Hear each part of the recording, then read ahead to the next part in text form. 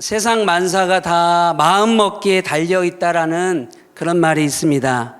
일체 유심조라는 뜻으로 우리가 잘 알고 있지요. 이 말의 의미는 모든 것이 다 마음에서 시작되고 마음에서 끝난다라는 뜻이 담겨져 있습니다. 그래서 사람은 어떤 생각을 품느냐, 어떤 마음을 먹느냐에 따라서 그 한 마음에서 행복과 불행이 결정된다라고 이야기를 합니다. 미국의 저명한 심리학 박사인 할 어반은 그에 져서 인생의 목적에서 우리의 삶 속에서 무엇을 뿌리고 무엇을 거둘지는 전적으로 자신의 마음가짐에 달려 있다라고 이야기합니다. 또 미국의 철학자요 시인인 그리고 목사님이신 랄프 에머슨 역시도 그에 져서 성공의 법칙이라는 책에서 인생의 모든 답은 누구에게 달려있다? 내게 달려있다. 내 안에 있다. 그렇게 말하면서 나의 생각과 행동이 나를 결정한다라고 이야기하고 있습니다. 사랑하는 성도님 여러분, 그러므로 마음의 태도는 하나님의 축복을 이끌어오는 마중물과 같다라는 것입니다. 겸손한 마음을 품으면 하나님의 복이 임하는 것이고, 순종하는 마음을 품으면 하나님의 복이 따라다니는 것이고, 온유한 마음을 품으면 땅의 기업을 얻게 된다는 것이죠. 여러분, 내가 하나님 앞에 항상 감사하면 감사할수록 우리 삶 가운데 그 하나님 주시는 행복이 넘쳐나게 된다는 것입니다. 여러분, 우리가 무엇보다도 품어야 될 마음 가운데 더 중요한 것이 있다면 바로 예수 그리스도의 마음을 품어야 될 줄 믿습니다. 여러분, 예수 그리스도의 마음을 품으면 하늘나라를 품게 된다는 것이고, 하나님 나라의 보화를 우리가 누리게 되는 것이고 소유하게 된다는 것입니다. 바울은 그래서 빌립보서 2장 5절에 뭐라고 말씀합니까? 너희 안에 이 마음을 품으라 곧 그리스도 예수의 마음이니라고 말씀합니다. 바울이 왜 예수의 마음을 품으라고 권면하였을까요? 여러분, 왜 주님의 마음으로 생각하고 판단하라고 말씀하셨을까? 그 이유는 내 안에 예수님의 마음이 있어야 그 예수님 때문에 내가 진정한 기쁨을 누리는 것이고, 예수님이 내 안에 계셔야 진정한 기도의 제목이 나오는 것이고, 예수님이 내 안에 계셔야 진정한 감사의 내용이 흐르게 된다는 것입니다. 모든 것이 다 예수님의 마음에서 시작된다는 것이죠. 여러분, 그래서 예수님의 마음을 배우면 기쁨의 길이 열리게 될 줄 믿습니다. 예수님의 마음을 통하여서 여러분 이런 능력을 경험하시고 이런 기쁨을 누리시고 이런 감사의 삶을 살아가시는 우리 서산교회 성도님들 다 되시기를 축복을 드립니다. 특별히 오늘 본문을 보게 되면 하나님의 뜻, 우리를 향하신 하나님의 마음, 이것을 우리에게 말씀하고 계시는데, 그래서 이 마음은 우리가 예수님이 원하시는 세 가지의 행동과 우리 신앙의 세 가지의 모습을 원하고 계시는데, 그 말씀이 아주 간단하고 분명하게 말씀하고 있다는 것이죠. 많은 분들이 성경을 읽으면서 참 좋아하고 즐겨하고 암송하는 말씀 가운데 하나입니다. 그런데 여러분, 이 말씀을 얼핏 보면 간단해 보이고 뜻이 분명해 보이는 말씀 같아 보이고 또 이해하기도 쉽고 분명해 보이지만, 이 말씀을 막상 설교하고 말씀을 준비하다 보면 이 말씀은 참 어려운 말씀이고 상당히 현실과 괴리감이 있는 그런 말씀인 것 같다는 느낌도 받게 됩니다. 오늘 본문을 주목해서 보게 되면 예수님께서 세 가지를 분부하고 계시는데, 그 첫 번째가 무엇입니까? 항상 기뻐하라는 것이고, 두 번째가 무엇입니까? 기도하라는 말씀이고, 세 번째가 무엇입니까? 감사하라는 말씀입니다. 흔히 그래서 이것을 삼행의 그리스도인의 삶이고 삼행의 신앙의 모습이라고 부르는데, 여러분, 그런데 이 말씀을 계속 묵상하면 묵상할수록 굉장히 지키기 어렵고 삶 속에서 이루기 힘든 말씀이라는 거예요. 왜 그럴까요? 그 이유는 무엇입니까? 단순하게 기뻐하라, 감사하라 그렇게 말씀했다면, 항상 기도하라 이렇게 말씀하셨다면 여러분 쉬운 말씀일 수 있습니다. 기뻐하고 기도하고 감사하면서 살아가면 되기 때문에. 근데 그 말씀 앞에 주목해야 될 것, 그 뜻과 그 목적을 분명하게 하기 위해서 붙여놓은 말씀을 보게 되면 부사를 붙여놓았다라는 거예요. 여러분, 기뻐하되 어떻게 기뻐하라? 항상 기뻐해야 된다는 거예요. 기도는 하되 어떻게 기도하라? 쉬지 말고 기도하라는 것입니다. 감사하되 어떻게 감사하라는 것입니까? 범사에 감사해야 된다는 것입니다. 자, 이제 여러분들에게 질문하겠습니다. 여러분, 항상 기뻐하실 수 있습니까? 여러분, 솔직하게 우리끼리 이야기합시다. 항상 기뻐할 수 있겠습니까? 어렵죠. 여러분, 쉬지 않고 기도할 수 있겠습니까? 어렵습니다. 범사에 여러분 하나님 앞에 감사할 수 있겠습니까? 어렵다는 것이죠. 그렇게 할 수 없다는 거예요. 그럼에도 불구하고 하나님께서는 우리를 향해서 이것이 하나님의 뜻이다라고 말씀하고 계시다는 것입니다. 이렇게 지키기 어려운 말씀을 그럼 왜 우리에게 주셨을까요? 이 말씀들 앞에 왜 이와 같은 조건들을 붙여놓으셨을까요? 만약에 그것을 붙여놓지 않았다면 이 말씀은 하나님의 말씀이 아니라 단순히 일반적인 교훈이나 인생의 철학적인 말들로 불과할 수밖에 없는데, 근데 이 말씀을 붙여놓음을 통하여서 예수님의 진짜 우리를 향하신 말씀의 뜻을 우리에게 알게 하여 주셨다는 것입니다. 그 이유는 이 말씀이 쓰인 당시에 그리스도인들이 지독하게 박해를 받았던 때이고 순환을 당하던 때였고 동물들에게 찢김을 당하고 무자비하게 순교를 당하고 핍박과 고난이 그리스도인들에게 끊임없이 찾아오던 그때였다는 것입니다. 바로 바울을 통해서 예수님께서는 이렇게 고난을 당하고 박해를 당하고 어려워하고 있는 이 그리스도인들을 향하여서, 믿음의 성도들을 향하여서 이 말씀을 통하여서 위로를 받고 격려를 받고 용기를 잃지 않도록 이 말씀을 주셨다는 것입니다. 사랑하는 자녀들아, 너희가 박해를 받고 고난을 당하고 수모를 당할지라도 항상 기쁨을 잃어버리지 말고 쉬지 말고 기도하고 범사에 감사하고 하나님을 찾으라는 것입니다.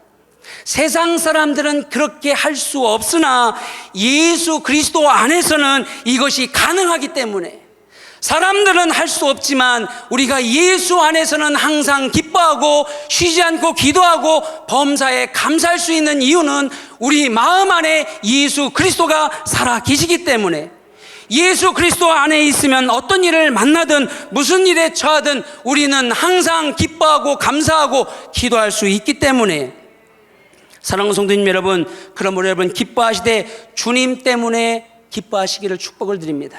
주님으로 말미암아 항상 기도하시기를 축원드립니다. 주님 때문에 범사에 감사하시는 여러분들 되시기를 축원드립니다. 여러분, 그러므로 오늘 말씀의 첫 번째 행해야 될 삶의 원칙은 무엇입니까? 기뻐하되 어떻게 기뻐해라? 항상 기뻐하는 자가 되어야 된다. 그가 바로 하나님의 뜻대로 살아가는 자이다. 여러분, 신앙의 삶에는 항상 우선적으로 기뻐하는 삶이 있어야 됩니다. 이것이 없다면 신앙의 삶이 될 수 없기 때문입니다. 여러분, 더욱이 항상이란 말은 기뻐하되 언제나 어느 경우에나 기뻐하라는 말씀이라는 것이죠. 이 말씀 다시 말하면 도저히 기뻐할 수 없는 상황에서도 기뻐하는 마음을 잃어버리지 말라는 것입니다. 어느 날 저술가이자 강연자로 유명한 노만필 박사님께서 상담실에 중년에 50대 남자가 찾아왔다고 합니다. 그는 깊은 절망에 빠진 듯 몹시 어두운 표정을 지으면서 그 박사님에게 이야기하는 것이었어요. 한숨을 깊이 몰아쉰 후에 이렇게 이야기합니다. 박사님, 이제 저에게는 아무런 희망이 없습니다. 한평생 공들여 쌓아올린 모든 것이 다 무너져 내렸습니다. 박사님, 저는 이제 끝났습니다. 제게는 아무것도 남지 않았습니다. 이 중년의 남자는 모든 것을 포기한 것처럼 그렇게 이야기하는 것이었어요. 그러자 그 박사님은 메모지를 들고 남자에게 이렇게 이야기합니다. 정말 당신에게 아무것도 남지 않았을까요? 무엇인가 남아있는 것이 있을 것입니다. 그러자 그 사람은 다시 한번 큰 한숨을 내쉬면서 머리를 절레절레 고개를 흔들면서, 박사님, 제게는 남은 것이 하나도 없을 뿐만 아니라 내 삶에는 기뻐할 만한 것이 하나도 남지 않았습니다 하고 고개를 다시 떨궜다고 합니다. 그러자 박사는 그러지 말고 한번 생각해 봅시다. 부인은 아직 살아계십니까? 그러자 그가 물론입니다. 아주 훌륭한 여자죠. 매우 헌신적인 여자입니다. 그러면 아이들은 어떻습니까?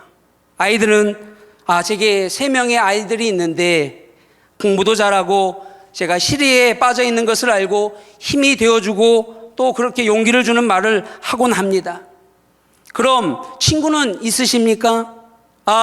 네, 제게는 친구가 있는데 의리 있는 친구 몇 명이 있습니다. 그들이 나를 돕겠다고 하였지만 저는 거절하였습니다. 그렇다면 선생님 지금 건강은 어떻습니까? 제 건강이요? 물론 특별히 이상 있는 곳은 없습니다. 아무런 병도 없고요. 그러자 이 박사는 50대 중년의 남자를 지그시 바라보면서 이렇게 이야기했다고 합니다. 자, 그렇다면 이제 당신이 제게 대답한 것을 제가 정리해 보겠습니다. 첫 번째, 당신에게는 훌륭한 아내를 두셨습니다. 두 번째, 힘이 되어줄 자녀도 있고, 세 번째, 도와줄 친구도 있습니다. 넷째, 건강한 신체를 가지고 계십니다. 자, 저를 보십시오. 조금 전에 당신은 나에게 아무것도 가진 것이 없다고 고개를 떨구었지만, 그러나 제가 생각하기에 당신만큼 모든 것을 갖춘 사람은 없다라고 생각합니다. 중년의 남자는 이 이야기를 듣고서 부끄러운 듯이 웃으면서 이렇게 대답했다고 합니다. 박사님, 그러고 보니까 제 형편이 그리 나쁜 편은 아니었군요. 사랑하는 성도님 여러분, 우리가 항상 기뻐하는 것은 하나님께서 내 생각으로 기뻐하실 수 없는 내 삶에 있는 그 재료를 가지고 기뻐하시도록 하나님이 역사하시기 때문에, 여러분의 그 삶을 통하여서 하나님께서 우리를 위해서 지금도 일하고 계시기 때문에, 그러니 여러분 찾아보시길 바랍니다. 여러분 삶을 여러분 돌아보시길 바랍니다. 많은 소유가 아닐지라도, 풍부한 자원이 아닐지라도 예수 그리스도만 있으면 우리는 항상 기쁨과 소망이 넘쳐나게 될 줄 믿습니다. 내 삶의 주변에서 예수님이 계신 것 그 하나만으로도 우리는 감사하다라는 것이죠. 여러분, 다른 것을 다 잃어버렸어도 내가 예수님만은 잃어버리지 않았다면 그 사람은 인생의 성공자인 줄 믿습니다. 출애굽기 3장 4절을 보게 되면 하나님께서 모세를 이스라엘 지도자로 부르실 때 역사하시는 장면이 나오는데, 하나님께서 모세에게 내 손에 든 것이 무엇이냐고 물어보시죠. 내 손에 든 것이 무엇이냐? 여러분, 그 손에 무엇이 들려 있었습니까? 여러분, 그 손이 무슨 손입니까? 사람을 죽이고 광야로 도망가면서 거기서 여러분 양을 치다가 그 손은 거친 손이 되었고, 그리고 그의 손에는 몸을 의지하는 지팡이 하나만 들려 있었습니다. 내 손에 든 것이 무엇이냐? 지팡이 하나밖에 없었는데 하나님께서는 그 지팡이를 통하여서 이스라엘 민족을 구원하는 구원의 도구로 귀하게 하나님이 사용하여 주셨다라는 것이죠. 여러분, 사르밧 과부를 보세요. 사르밧 과부에게 무엇이 있었습니까? 열왕기상에 보게 되면 17장에 사르밧 과부의 이야기 속에서 사르밧 과부가 가진 것은 여러분 통의 마지막 가루 한 움큼과 그 가루를 통해서 떡을 부칠 수 있는 기름 조금 뿐이었다라는 것. 그리고 그 식사를 마치고 죽으려고 했는데 하나님께서 그것을 받으시고 역사하실 때 그 작은 것을 통하여 얼마나 큰 기적과 역사를 이루어 주셨습니까? 사랑하는 성도님 여러분, 그러므로 내가 무슨 일을 만나든 무슨 일에 처하든, 때로 우리가 어떤 상실한 것을 통하여서 우리가 절망 가운데 있을지라도 여러분, 그것을 통하여서 하나님은 좋은 것으로, 아름다운 것으로, 하나님 보시기에 좋은 것으로, 아름다운 것으로 채워주실 줄 믿습니다. 얼마 전에 행복여행학교에서 저희 어머니가 참석하셔서 이렇게 그 행사 가운데, 그 프로그램 가운데 이렇게 앉는 게 있었어요. 궁금하시면 나중에 행복여행학교 한번 여러분 참석해 보세요. 구체적으로 말씀드릴 수는 없지만 그 어머니를 안았는데 어머니가 막 울면서 그런 말씀을 하는 거예요. 어렸을 때 형편이 어려워서 못해준 것들이 생각나니까 펑펑 우시는 겁니다. 그러면서 미안하다고 사고 한번 안 치고 그렇게 잘 자라나준 것 너무 고맙다고, 해준 것이 없어서 미안하다고 우시는 거예요. 여러분, 왜 해준 것이 없습니까? 예수님을 알게 해주셨거든요. 주님을 만나게 하셨고 우리 가정을 구원하도록 이끄셨는데 왜 해준 것이 없습니까? 예수님을 알게 해주셨잖아요. 여러분, 어떤 분들이 제가 홍대 건물주라고 소문내주셔서 참 감사합니다. 이야, 홍대 건물이 있대요. 제가, 여러분, 홍대 건물은 없지만 제게 주님이 있다라는 것, 그 주님을 우리가 만났다라는 것, 여러분 얼마나 큰 은혜이고 축복입니까? 내게 주님이 계시다, 내가 주님을 의지한다, 주님 때문에 나는 기쁘다, 주님 때문에 나는 행복하다. 사랑하는 성도님 여러분, 오늘 이 시간에 여러분 마음 가운데 있는 원망, 불평, 슬픔, 그것이 자라나지 않도록 틈을 주지 마시고 항상 기뻐하시기를 축복을 드립니다. 주님이 내게 계심으로 여러분 항상 기뻐하시기를 축원드립니다. 여러분, 저를 따라해 보시기를 바랍니다. 내겐 주님이 계시다. 나는 주님 때문에 기쁘다. 나는 주님 때문에 행복하다. 할렐루야. 여러분, 내가 약할 때 주님이 찾아오세요. 진짜예요. 여러분, 내가 약할 때, 내가 부족할 때, 내가 연약할 때 반드시 주님이 찾아와 주십니다. 내가 약할 때, 내가 부족할 때, 내가 연약할 때 하나님이 그래서 찾아오시는 기회임을 여러분 잊지 마시고, 우리가 직면한 문제를 여러분 하나님 앞에 맡기시기를 축복을 드립니다. 맡기고 기뻐하면 하나님의 거룩하신 뜻이 이루어지게 될 줄 믿습니다. 여러분, 그런 기쁨으로 여러분 삶의 신앙에 주님의 뜻을 이루어 가시기를 축복을 드립니다. 여러분, 두 번째로 우리가 행해야 될 삶의 신앙은 무엇입니까? 바로 쉬지 말고 기도하라라고 말씀하셨다는 것이죠. 쉬지 말라는 것은 바로 기도는 마치 생명의 호흡줄과 같다라는 거예요. 하나님과 이어진 생명의 호흡줄이라는 거예요. 하나님과 끊임없이 연결된 삶의 태도를 가져라. 다시 말씀드립니다. 하나님과 끊임없이 연결된 삶의 태도를 가져야 된다는 것. 그리고 하나님을 의지하는 마음을 멈추지 말라는 것. 그러니까 쉬지 말고 기도하라는 것은 바로 나의 삶에 끊임없이 그 하나님과 연결된 삶의 태도를 가지면서 하나님을 의지하는 마음을 멈추지 말라. 내 삶을 전체를 하나님께 열어드리라는 것입니다. 그러니 걸어갈 때에도, 힘들 때에도, 기쁠 때에도, 중요한 결정을 할 때에도 하나님을 늘 의식하고 마음을 열고 심지어 죄를 지었을 때라도 하나님 앞에 나아가는 것, 그것이 항상 기도하는 자세라는 것입니다. 여러분, 더욱 나아가 우리가 중요한 것은 영적으로 민감하게 긴장하면서 살아가는 것이 바로 여러분 기도의 모습이라는 것이죠. 여러분, 이 시대에 얼마나 영적인 긴장을 풀 수가 없습니다. 사단이 틈만 타면 넘어지고 실패하도록 유혹하는지 모른다라는 거예요. 그래서 에베소서 6장 18절에서도 말씀 가운데 이야기합니다.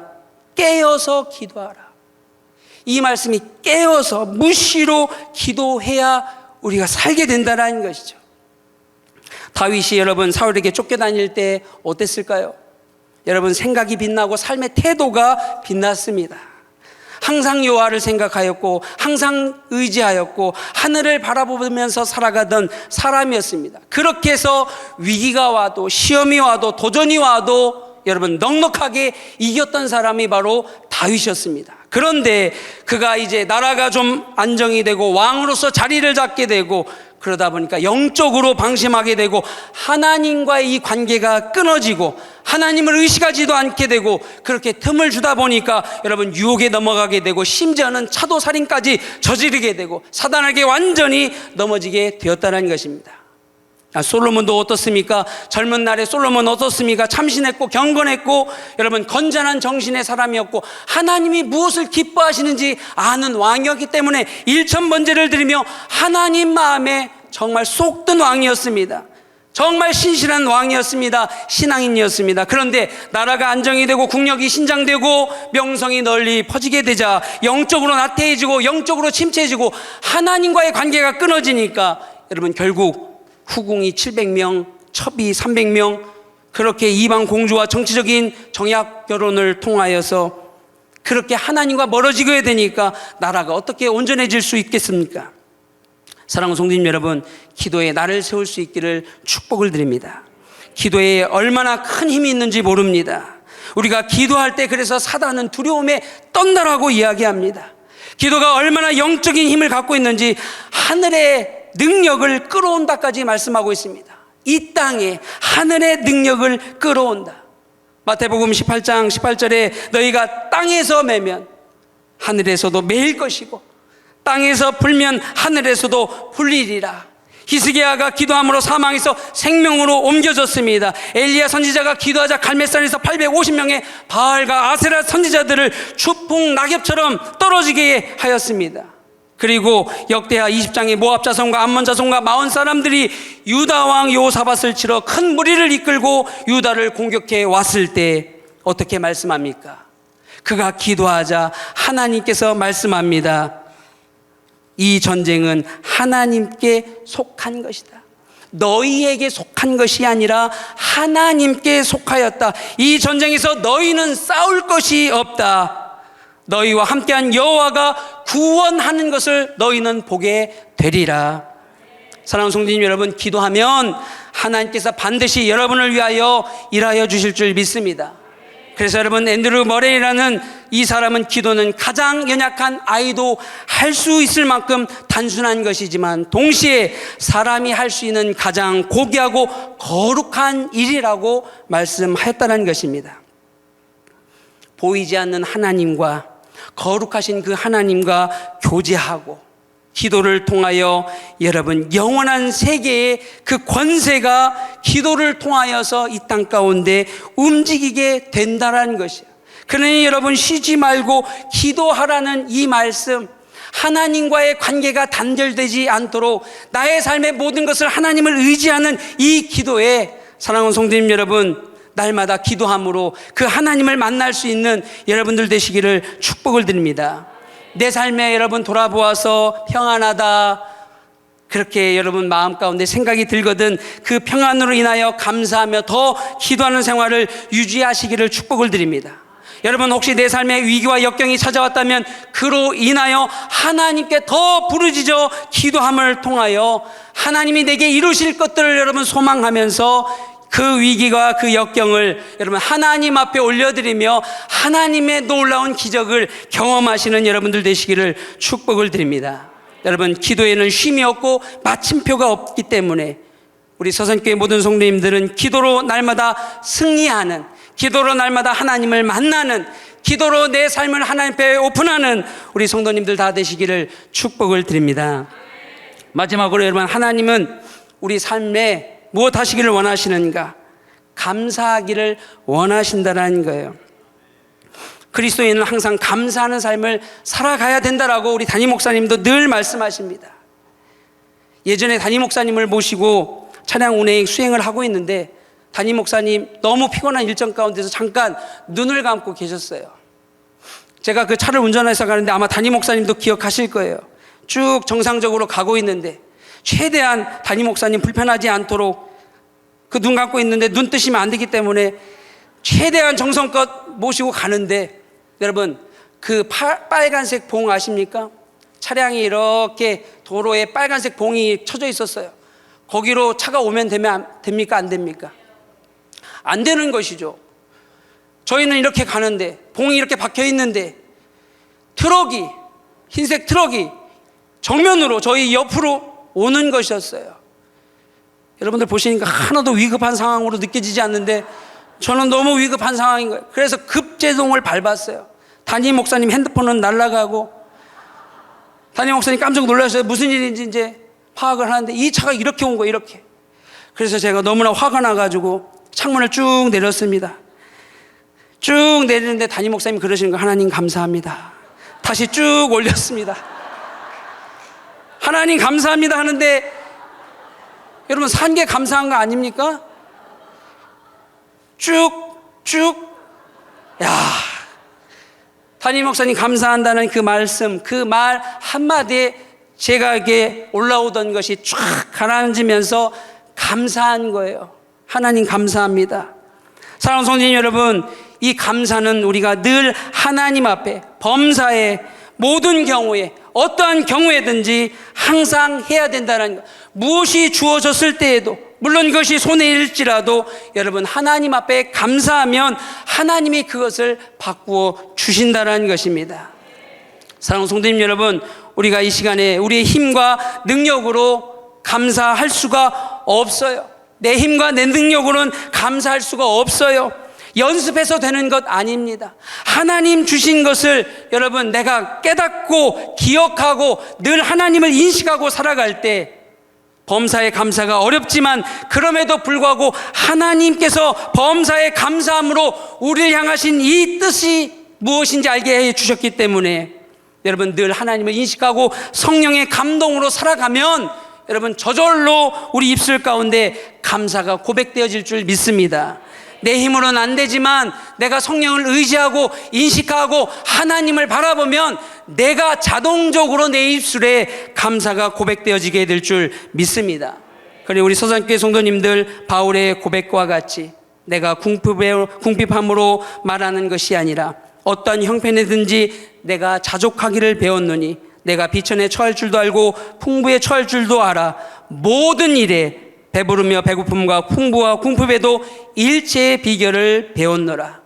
사랑하는 성도님 여러분, 성령의 감동을 통하여서 깨닫게 하실 때, 생각나게 하실 때, 느껴질 때 하나님 앞에 항상 감사하는 우리 서산교회 성도님들 다 되시기를 축복을 드립니다. 그렇게 고백하면 하나님이 모든 것을 합력하여 선으로 바꿔주시고 주님을 생각하면 생각할수록 감사의 고백이 나오게 될 줄 믿습니다.